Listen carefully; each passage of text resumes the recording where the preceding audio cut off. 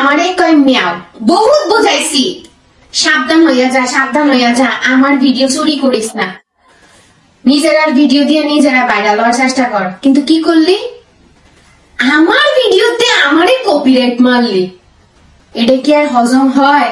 দিলাম তোরে ছুমান্তার ছু কালা কুত্তার ঘু কইরা, শুধু তোর কারণে বড় বড় দুইটা পেজ, একটাতে হচ্ছে 2.5 লাখ ফলোয়ার, একটাতে হচ্ছে 1,35,000 প্লাস ফলোয়ার, মোট 8টা পেজে আমি ছুমান্তার ছু করে দিলাম। তো যেই মার্সেস কপিরাইট, তোর কারণে 8টা পেজ বেনিশ হয়ে গেল।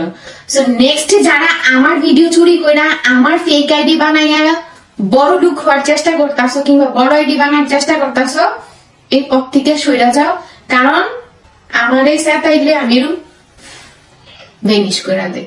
এতদিন যারা ইতি আপুর পিছে ছেঁচড়ার মতো লেগেছিল, ইতি আপুকে নানাভাবে ট্রোল অপমান করত, এবার তাদেরকে যোগ্য উত্তর দিয়ে দিল ইতি আপু। এজন্য বলে বেশি বার বাড়তে হয় না, বেশি বাড়লে ঝড়ে ভেঙে যেতে হয়। যারা সবসময় ইতি আপুর পিছে লেগেছিল, নানাভাবে তাকে অপমান করেছে, তাদের মুখে এবার ঝামা ঘষে তাদের আইডি উড়িয়ে দিল ইতি আপু এবং লাইভে এসে কিন্তু জানিয়ে দিয়েছে আবারও যদি কেউ তার পিছে লাগে তাদের অবস্থাও কিন্তু তাই হবে। কিছুদিন যাবত কিছু কিছু মানুষ ইতি আপুর পিছে একেবারে ছেঁচড়ার মতো লেগেছিল, এবার তাদেরকে একটা যোগ্য শিক্ষা দিল ইতি আপু।